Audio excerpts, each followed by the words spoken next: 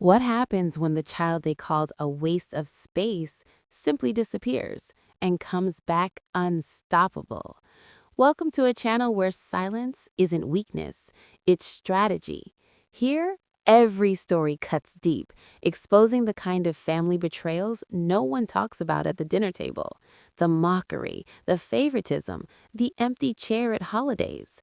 All of it becomes fuel for transformation. But the real shock, the husband who smiled in public while making secret deals in private. The parents who protected appearances instead of protecting their own blood. In these stories, revenge isn't loud, it's patient, it's calculated, it's built on success so powerful that it forces everyone who underestimated you to face the truth.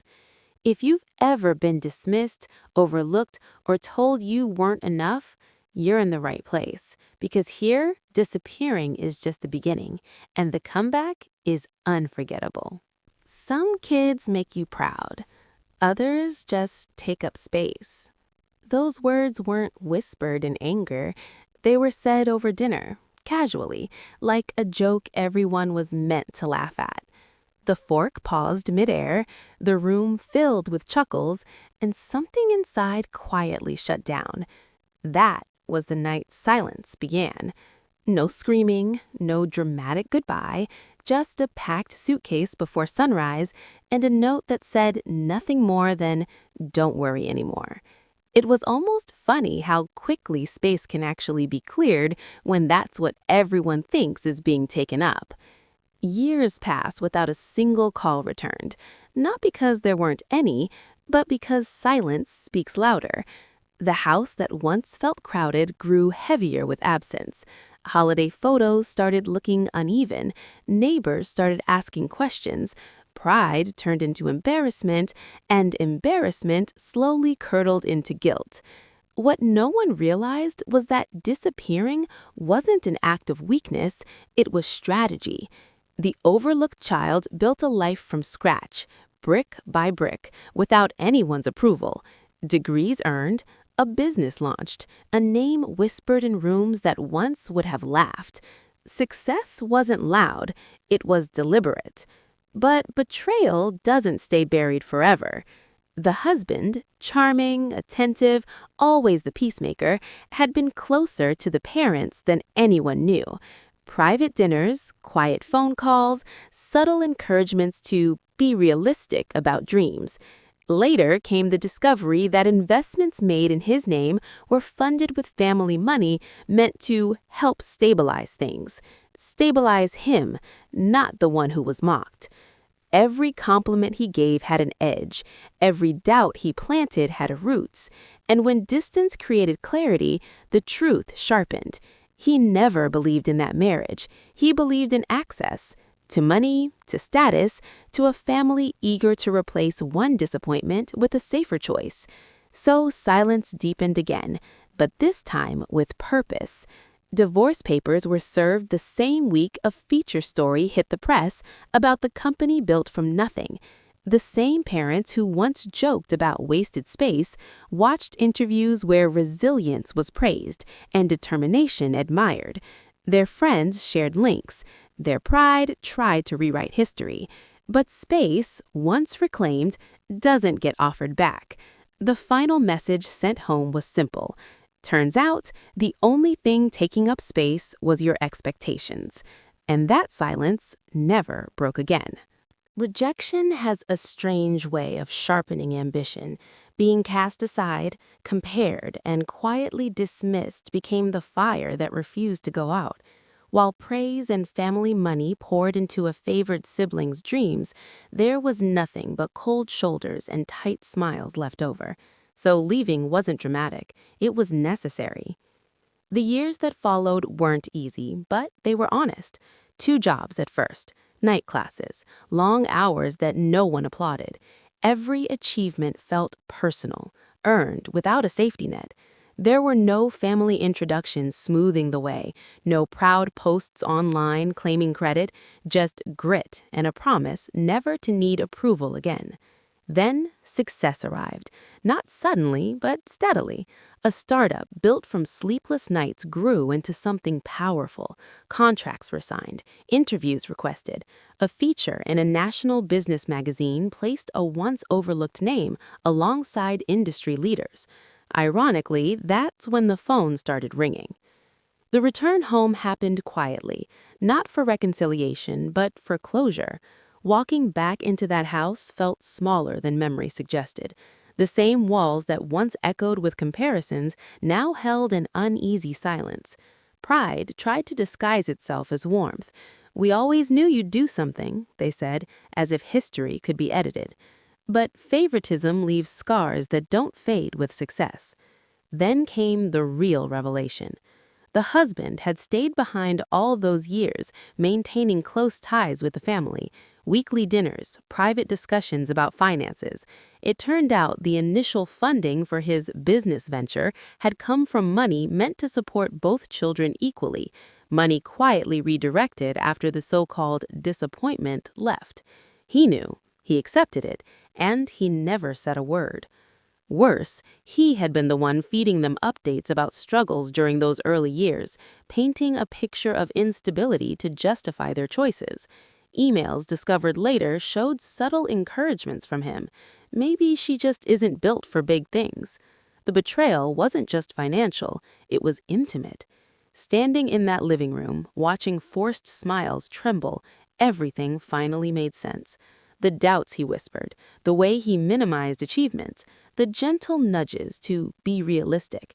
He wasn't insecure, he was invested in keeping control, in protecting the narrative that kept him comfortable. Divorce papers were filed before leaving town again. The house, the expectations, the carefully constructed illusions, they could keep all of it. Success wasn't about proving them wrong, it was about proving they were never needed. Humiliation didn't just come from parents. It seeped into the marriage, subtle at first, like a draft under a locked door. The jokes about not living up to potential were repeated at family dinners, and the husband would squeeze a hand under the table as if offering comfort. Back then, that squeeze felt like support. Later, it felt like control. When the decision was made to disappear, everyone assumed it was an emotional reaction. They were wrong. It was preparation. Before leaving, copies were made, bank statements, email threads, quiet transfers that didn't add up. There had always been a feeling that something wasn't clean. Money discussed in whispers, investments mentioned but never explained. The husband insisted on handling finances to ease the burden. Trust made that believable. Love made it unquestioned. Distance brought clarity. A small apartment in a different state became the starting line. While building a new life from nothing, documents were reviewed at night. Patterns surfaced.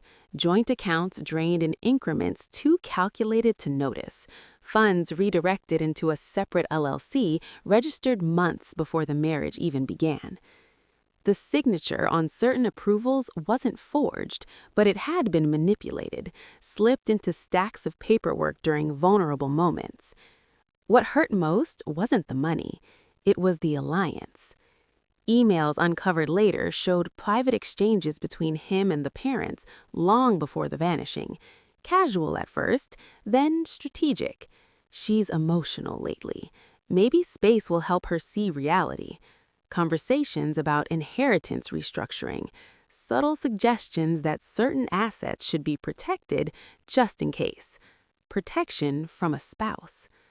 The humiliation at that dinner table hadn't been spontaneous, it had been rehearsed. Every laugh, every dismissive comment about taking up space had a purpose: to destabilize, to isolate, to make leaving look irrational, because if leaving looked irrational, control stayed intact. But vanishing flipped the script. While they believed the narrative of failure, evidence was being compiled. A forensic accountant confirmed what intuition already knew. Marital funds misused, family money quietly funneled into ventures where his name stood alone. Legal action didn't arrive with shouting. It arrived certified and undeniable. The shock on their faces in court wasn't grief, it was exposure. The golden son-in-law, the peacemaker, the reasonable one, suddenly reduced to spreadsheets and sworn statements. Parental pride collapsed under cross-examination. His composure shattered under evidence. The disappearance had never been surrender. It was the moment the game quietly changed, and this time, every secret had a witness. No goodbyes, no slammed doors. Just an empty closet and a silence that settled into the house like dust no one wanted to acknowledge. At first, they treated it like a phase. She'll cool off. That's what the husband told them over Sunday dinner, sitting comfortably in the chair that used to feel shared. He kept showing up to holidays alone, offering soft excuses with practiced ease. Work stress, overreaction, emotional instability. The story was shaped carefully, designed to protect his image while quietly shrinking hers. The empty chair became tradition. Thanksgiving passed, then Christmas. Birthdays marked by unanswered calls that went straight to voicemail. Pride refused to bend at first. The parents told neighbors that distance was mutual, that independence had been encouraged. But absence has weight. The silence began to echo louder than any argument ever could. What they didn't know was that distance wasn't loneliness, it was clarity. In another city, life rebuilt itself without commentary. Therapy unraveled years of subtle conditioning. Financial records were revisited, passwords changed. That's when the deeper betrayal surfaced. The husband hadn't just maintained appearances, he had actively cultivated the narrative of abandonment. Text messages saved from his phone, forwarded long ago to a private email, revealed quiet coordination. She's unpredictable lately. It's better if we let her think this was her idea. Once things sell, we'll restructure the assets. Assets. There it was again, the word that seemed to matter more than marriage. Joint savings had been quietly transferred into accounts under his name months before the disappearance. Parents had co-signed business loans that excluded her entirely. Conversations about property titles and inheritance adjustments were happening while pretending to be supportive. The humiliation about taking up space hadn't just been emotional cruelty, it had been groundwork. And then, fate did what silence could not. A business conference invitation arrived with a family name attached as a sponsor. Walking into that ballroom years later, polished and unrecognizable to them, felt almost poetic. The shock on their faces wasn't joy, it was fear, because success rewrites stories, and they had already published theirs. The husband approached first, confidence thinner than before.